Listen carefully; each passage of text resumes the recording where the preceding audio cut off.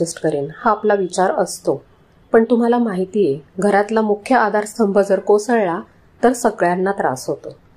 त्यामुळे काळजी काय घ्यायची तर सगळ्यात आधी ताप, सर्दी, उलटी, पोटदुखी आणि डोकेदुखीच्या साध्या गोळ्या, bandage, antiseptic cream, pain relief spray ह्या सगळ्या गोष्टी फर्स्ट एड किट म्हणून सोबत ठेवायच्या.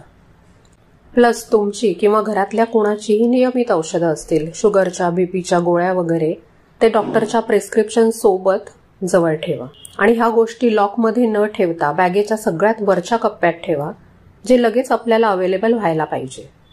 किंवा मग सरळ आपल्यासोबत जी हँडबॅग घेणार असाल तिच्यामध्ये ठेवा. अजून एक गोष्ट म्हणजे ट्रिपला गेल्यावर 50% टेन्शन ह्याचं असतं की चार्जर राहिला का. तर सगळे गॅजेट्स, त्यांचे चार्जर्स, हेडफोन्स, पॉवर बँक हे सगळं एका छोट्या बॅगमध्ये ठेवा आणि त्या बॅगवर लेबल लावा इलेक्ट्रॉनिक्स. 8वी टीप आहे, आधार कार्ड, पॅन कार्ड आणि बुकिंग कन्फर्मेशनच्या झेरॉक्स आपल्यासोबत ठेवा.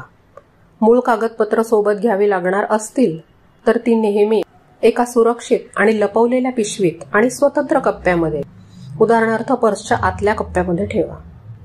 9वी टीप आहे ती म्हणजे प्रवासात गर्दीच्या ठिकाणी, विशेषतः धार्मिक ठिकाणी, घरातल्या प्रत्येकाला सांगा की त्यांनी कोणालाही एकटं सोडू नये. एक मोठी व्यक्ती नेहमी लहान मुलासोबत किंवा वृद्ध व्यक्तीसोबत असावी. 10वी आणि महत्वाची टीप आहे पैशांबाबत. जनरली आपले रिझर्वेशन्स गाड्यांचे तर आधीच झालेले असतात, त्यामुळे ते पेमेंट झालेलं असतं.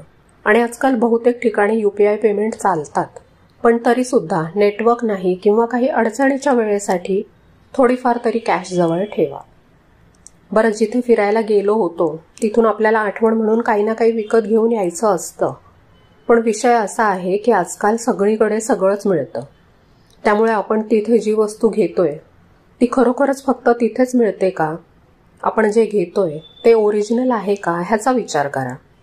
कारण एकदा ती वस्तू घरी घेऊन आल्यानंतर ती बदलण्यासाठी आपण पुन्हा जाणार नसतो. अशा ठिकाणी टुरिस्टला फसवण्याचे प्रकार सुद्धा भरपूर घडतात. त्यामुळे तशा प्रकारांपासून सावध राहा.